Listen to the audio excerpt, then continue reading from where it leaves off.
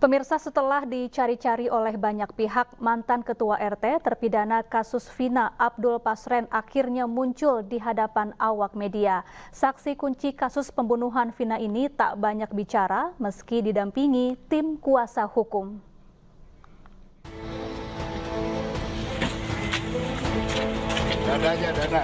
Abdul Pasren yang merupakan mantan RT yang juga salah satu saksi kunci terkait keberadaan para terpidana dalam kasus pembunuhan Vina di tahun 2016 silam belum dapat dimintai keterangan oleh media.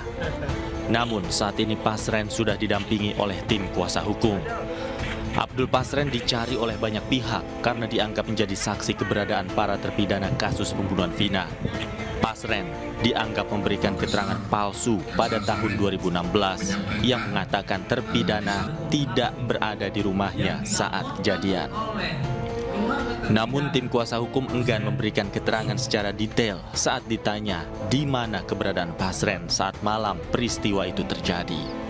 Artinya di dalam putusan ini beliau itu tidur di rumahnya. Di rumah yang mana, Pak? Ya, nanti ya akan kita jelaskan lagi lebih detailnya di sesi berikutnya. Kalau saya sampaikan semuanya nanti kan bisa nggak seru lagi nih. Bukti-bukti nih kan gitu. Tapi kan kita butuh kejelasan juga, Pak. Artinya kita butuh kejelasan juga, Pak. Saat ini butuh kejelasan juga, Pak, kita, Pak. Di mana letaknya itu tidurnya, Pak? Rumahnya. Mengenai rumah itu nanti karena ini sedang proses hukum. Keterangan Pasren menjadi kunci untuk mengungkap fakta di mana para terpidana berada saat pembunuhan Vina terjadi. Dari Cirebon, Jawa Barat, Toy Iskandar, iNews melaporkan. Ya, pihak kuasa hukum Peggy Setiawan Tony RM menilai tim pencari fakta yang dikomandoi Elsa Sharif diduga tidak independen dan dibentuk hanya mencari kesalahan pihak-pihak tertentu. Elsa Sharif, salah satu anggota tim pencari fakta kasus pembunuhan Vina dan Eki, kini menjadi kuasa hukum bagi Abdul Pasren, Ketua RT saat Vina Eki ditemukan terbunuh di Jembatan Talun, Cirebon, Agustus 2016 silam. Selain Elsa Sharif, ada 10 nama pengacara lain seperti Pitra Romadoni, Siswandi, dan Rasman Arif Nasution. Tony mengatakan tim pencari fakta yang digawangi Elsa Sharif dibentuk untuk menghalangi warga yang tengah bersuara demi keadilan. Ternyata tim pencari fakta itulah yang sekarang jadi pengacaranya. Surat kuasanya beredar. Ibu Elsa, Pitra, Rasman. Lah, kemarin tim pencari fakta independen. Kok sekarang malah ya membela jadi penasihat hukumnya Pak Abdul Pasren, Pak RT, yang memang lagi dicari-cari karena diduga Pak RT ini memberikan kesaksian palsu dibandingkan dengan kesaksian banyak orang-orang yang tidur di rumah Pak RT seperti Okta, Pram, Teguh kan itu, dan para terpidana lainnya kan. Sementara saat dikonfirmasi, Elsa Sharif, kuasa hukum Ketua RT Abdul Pasren, mengaku bahwa ada kejanggalan dari keterangan para terpidana kasus Vina saat menginap di rumah Abdul Pasren. Elsa Sharif juga menyatakan keterangan Abdul Pasren sangat penting dan sudah disampaikan di bawah sumpah. Namun belakangan diketahui pada tahun 2016 pihak ketujuh terpidana mendatangi rumah dan mencoba menyuap Abdul Pasren agar mengubah keterangannya. Hal ini dilakukan pihak terpidana agar bisa bebas dari jeratan hukum. Pak Pasren ini kan didatangi oleh keluarga para terpidana dan kebutuhannya hanya satu, supaya membebaskan. Itu ada di bawah sumpah, membebaskan anak-anaknya yang terpidana ini lepas dari jeratan hukum. Bukan Pak Pasren datang-datang nyodorin diri, ya kan? Kalau soal uang, penyuapan dan sebagainya, itu bukan Pak Pasren yang ngomong, ada saksi yang lain, saksi Teguh sama satu lagi ya. Nah, itu ada di lawyer mereka. Kita beralih ke informasi lain, pemirsa. 60 orang yang bekerja di lingkungan DPR RI diduga bermain judi online. 2 diantaranya merupakan anggota DPR RI. Satgas Judi Online melaporkan 2 anggota DPR yang diduga bermain judi online ke Mahkamah Kehormatan Dewan atau MKD. Selain itu, puluhan karyawan lainnya yang bekerja di lingkungan DPR juga terindikasi bermain judi online. Perputaran dana dalam judi online di lingkungan DPR ditaksir mencapai 1,92 miliar rupiah.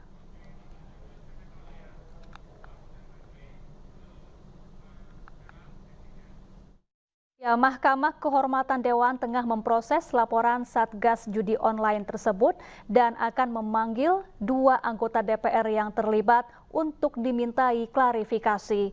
Namun MKD masih enggan membeberkan identitas keduanya. Menko Polhukam sebagai Ketua Satgas Judi Online ya. Jadi ternyata setelah surat resmi itu kita pelajari, memang ada 2 anggota Dewan Perwakilan Rakyat yang dilaporkan bermain judi dan terduga dan sejumlah karyawan daripada DPR RI itu sekitar 58. Jadi sementara ini apa yang disampaikan tadi oleh Pak Habib ya masih terduga, oleh karena itu kita akan mendalami dari 2 anggota DPR tersebut. Pemirsa, Yayasan Lembaga Bantuan Hukum Indonesia atau YLBHI mengungkap setidaknya ada 9 pola modus dalam menangani kematian Afif Maulana yang tewas akibat melompat dari jembatan Kuranji lantaran diduga menghindari kejaran polisi saat tawuran di Padang, Sumatera Barat. Perkembangan kasus Afif Maulana, korban dugaan kekerasan oknum kepolisian di Padang, Sumatera Barat, diungkapkan Yayasan Lembaga Bantuan Hukum Indonesia atau YLBHI Jakarta Selasa siang. Dalam kasus Afif Maulana, YLBHI mencatat ada 9 modus atau tipikal yang sama karakternya dengan kasus kekerasan sebelumnya, yaitu ada penyangkalan, penghilangan CCTV atau barang bukti, lambatnya pengungkapan polisi, tidak adanya proses pidana dan membuat nama institusi Polri kembali tercoreng, apalagi korban adalah anak di bawah umur. YLBHI juga menuntut agar Kapolri dapat mengungkap secara transparan pada kasus anak Afif Maulana. Nah, dari peristiwa AM ini dan 17 anak lainnya, YLBHI menemukan setidaknya ada 9. Ada 9 kesamaan, 9 modus, 9 tipikal di mana itu sama karakternya. Yang pertama, karakter di kasus AM yang sama dengan peristiwa Oki, Brigadir J. Ya, rekaman CCTV saat kejadian tewasnya Afif Maulana yang diduga dianiaya polisi terhapus. Sementara itu, Mabes Polri telah menerjunkan tim dari Inspektorat Pengawasan Umum untuk melakukan supervisi terhadap pengusutan kasus ini. Dari penelusuran ahli ditemukan fakta bahwa rekaman CCTV tersebut hanya bisa terdeteksi hingga 13 Juni, sementara peristiwa terjadi pada 9 Juni. Artinya, rekaman CCTV sebelum tanggal 13 Juni telah terhapus secara otomatis.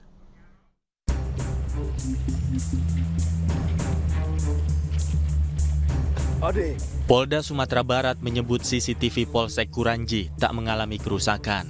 Hal ini disampaikan menyusul kematian Afif Maulana yang diduga dianiaya oleh polisi. Dari penelusuran ahli, ditemukan fakta bahwa rekaman CCTV tersebut hanya bisa terdeteksi hingga 13 Juni, sementara peristiwa terjadi pada 9 Juni. Artinya rekaman CCTV sebelum tanggal 13 Juni telah terhapus secara otomatis. Hal itu karena hard disk kamera CCTV tersebut hanya bisa menyimpan file maksimal selama 11 hari saja. Kejadian tanggal 9 itu kemudian dilaporkan 2 minggu kemudian. Berarti 14 hari,